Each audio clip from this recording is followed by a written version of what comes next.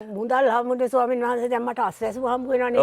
ඒ අස්සැසුම හම්බ වෙන එකෙන් තමයි මම එකතු කරලා මේ පින් කරේ. මගේ නෑයෝ. නෑ. ඉතින් නෑයෝ තමයි දැන් මේ පින්කමට උදව් කරේ නේද? උදව් කරේ. ඉතින් ලබන වර්ෂයේ වෙසක් මාසයේ වෙනකොට මේ චෛත්‍ය රාජානන් වහන්සේ ශාසනයට පූජා කරනවා. ඉතින් ආදරණීය මෞතුමියන්ලා වගේම සත්පුරුෂ ලංකාවාසී ලෝකවාසී සදැහැති බෞද්ධ පිරිස එකතු වෙලා තමයි මේ විදිහට මේ මහසෑය ඉදි කරන්නේ. ඉතින් වීඩියෝ නරඹන ඔබටත් අපි ආරාධනා කරනවා මේ විදිහටම මේ උතුම් මහසෑය වෙනුවෙන් ඔබෙත් නොමසුරු දායකත්වයේ සහාය ලබා දෙන්න එන්න ගම්පල අහස් වෙහෙරට කියලා. තෙරුවන් සරණයි සද්ධාවන්ත වාසනාවන්ත පින්නතුනි.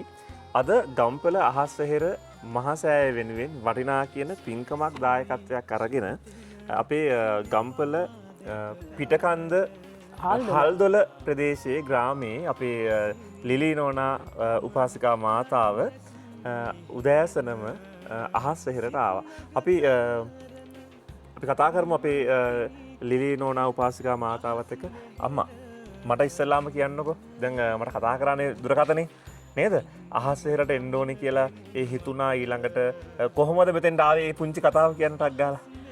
ආවේ ස්වාමීන් වහන්සේ ඉතින් මේ පුළුවන්කමකට ආවා නෙවෙයි. ඔව් පුළුවන්කමකට ආවා නේ. ඉතින් මට එන්නම හිතුණා. කකුල් කන නැතුණා චන්න කරේ. ඉතින් මේ දෙන්නත් අඬ ගහගෙන මං ආවා ඉතින්. කොහොම හරි දැන් මේ ළඟම ගේ ළඟම පිරිසද නැත්නම් ඥාතියද කොහොමද? මේ මගේ නෑයෝ. නෑයෝ. ඉතින් නෑයෝ තමයි දැන් මේ පින්කමට උදව් කරේ නේද? උදව් කරේ. ඉතින් තරුණ කාලේ දුව පැනලා ඇවිදලා වැඩ කරන්න ඇති මේ ශාසනයේ උන්නතිය වැඩ කරා මම විතර වැඩි මම මේවා කරනවා ස්වාමීන් වහන්සේ මම දැන් වැඩ පොලක් කරගන්න වැඩ. එහෙම දැන් වයස කීයද? 80යි. අවුරුදු 80ක්. ඉතින් ඔන්න දීර්ඝායු සම්පත් ලැබේවා කියලා අපි ආශිර්වාද කරනවා. ඉතින් මේ ගෙදර දැන් මේ මුදල් කොහොමද හම්බුනේ කියලා පොඩ්ඩක් කියමු බලන්න. මුදල් හම්බුනේ ස්වාමීන් වහන්සේ දැන් මට අස්සැසුම හම්බ වෙනවනේ.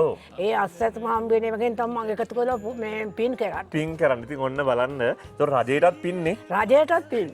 ඔන්න ආදරණීය මෞතුමියක්. ඉතින් බොහෝම සත්පුරුෂ විදිහට Tamanට ලැබෙන දේ. එහෙනම් ඉතින් ඔන්න මේ ලස්සන තෑග්ග ඔන්න අහස් වෙහෙර මතක් වෙන්න අහස් වෙහෙර කියලා ලියලම තියෙනවා. බොහොම පිං ඈ. හරි. තෙරුවන් සරණයි.